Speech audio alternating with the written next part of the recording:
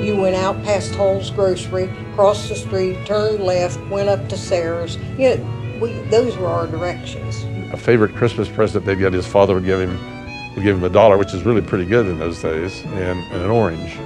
My father was a foreman for the B&O Railroad on the bridge building, and my mother was a housewife. Well, we used to have a slogan here, living is good in Ravenswood, and it is. But I've come to love the people and the camaraderie, and there is a real sense of togetherness here. At the time, we thought it was horrible. There wasn't enough exciting things going on. What makes the stars in heaven to shine? But looking back, it was fabulous. Everyone knew each other. They took care of each other. We didn't have television, so we invented. What makes the sky above so blue? Dear Ravenswood High School, God made me love you.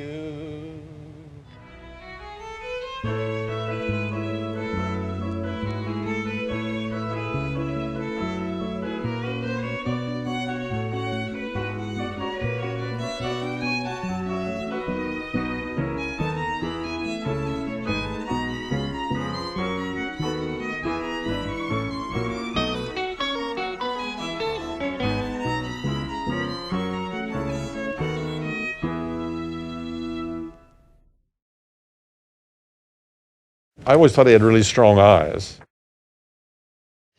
As a young man, Henry Clay Fleming carried mail in a skiff on the Ohio River from Ravenswood, West Virginia to Parkersburg, West Virginia. Working on the river came naturally to him. His father, Bartholomew, one of Ravenswood's founding fathers, ran a ferry boat on the river. Born on June 19, 1845, Fleming was the youngest of 9 children. He spent his entire life in the small Ohio River town of Ravenswood. During the Civil War, he enlisted in the Confederate Army.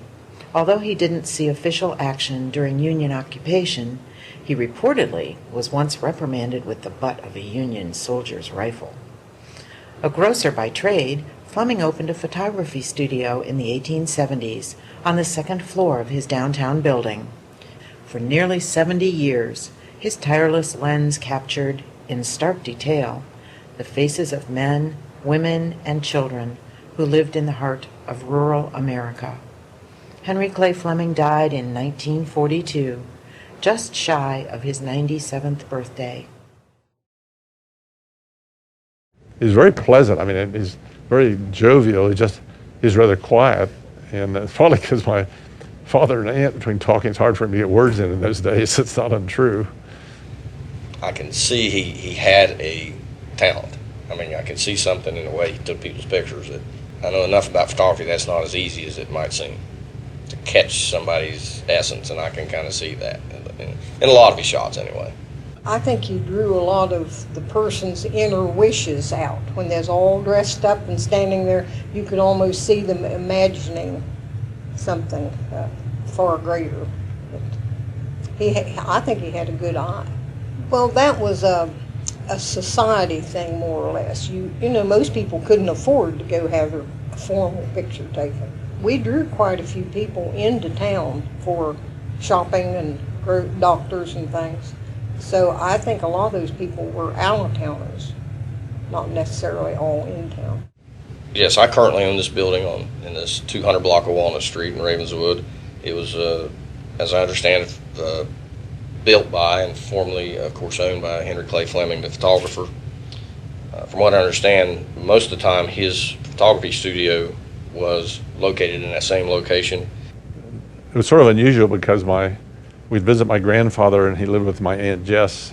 And so I was fascinated because they lived upstairs. There were some stores down below and they lived upstairs. And as a kid I used to play, they had an old photography gallery that you could go downstairs and rummage around through. So I used to rummage through there and see all the old equipment. I mean, just big piles of equipment and cameras and glass negatives, and who knows how many I probably tramped over and destroyed for all I know. My grandfather seemed to be remarkably good health. I used to joke about it because my aunt didn't like to cook. And so he used to claim he stayed alive on bologna sandwiches. His father was so significant as a leader in the community, and he's one of, 9 or 10 children, I've lost track, that it overshadowed him because his father, Bartholomew, was such a powerhouse in the community that he just sort of one of the kids. Never thought a whole lot of him being well known, because when it was famous, the family was Bartholomew. And all of a sudden now with the photography, he's now become a significant person, which I find really ironic and interesting. Back in those days, you ran store bills, and there was a grocery store right on the next block to us. So we would run a bill, and then when my dad got paid, we'd go pay it. Well, whichever child in my family was best got to go pay the bill that week, because Mr. Hall would give a little tiny brown sack and let you go behind the candy counter and pick out candy. That was his way of thanking you for dealing with him. And I'm sorry that the children of today don't know about it. But we didn't have iPods, TV, computers, email. If you had something to say to someone, you either walked to their house, or if you had a telephone, you'd call, or you'd write them a letter. The family's closely associated with the river. Of course, they made their living off the river. Fleming's had a flourishing lumber business, taking care of the steamboats and so on. I'm assuming that things went downhill as the trains came on, the boats declined. In the evenings or on Sunday, people would walk, and if they passed your house, they might come up and sit on the porch and visit for a while, and then they'd go on, and just a very laid-back existence. We were easily pleased, but we took care of our own poor. Everyone was poor, but we didn't know it. But when there was family having misfortune, we took care of them. I remember many a night my mother staying up half the night cooking to take food or something if there had been a death or a birth or some tragedy. And I have some bills where the doctor, he got paid in pies and chickens and homemade bread. But if you wore blue jeans, you were a country kid. That meant you were poor and lived in the country, because everybody else wore slacks. And if you wore overalls, is what we call them, you must be awful poor. So, things change. Yep, now they all wear. We also had a marble factory here in Ravenswood that manufactured marbles, and they had a fence all around that. We couldn't get in to get the marbles, you see. But once in a while, we had a buddy or two in there. They'd throw a few of them out, but they were red hot, If they'd come out, we got mad at them or stuff like that. In the 1937 flood, after the flood went down, there were thousands of marbles that had been washed down and were along the railroad track down there. I remember those real well. As times changed and economies and industry changed, I'm not sure we changed enough with it.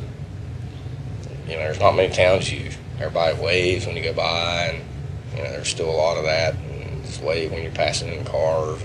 I think one of the things I find interesting going back, it's almost like turning the clock back to a certain degree, and still have a small town flavor that you don't usually, that's rapidly disappearing in most places. If you haven't lived in a small town, there's a certain small town mentality that is gradually disappearing, which I must confess is rather charming in its own way. Even though it has a lot of bad features, it also has a lot of good features. We did silly things, and people today would think, how could they think that was exciting? But when you know nothing else, and I'll still take that kind of excitement. I've had enough excitement in my life. I'll die of boredom, gladly. I get excited about Ravenswood because it's a worthwhile town, and it needs help. It needs people with more pride.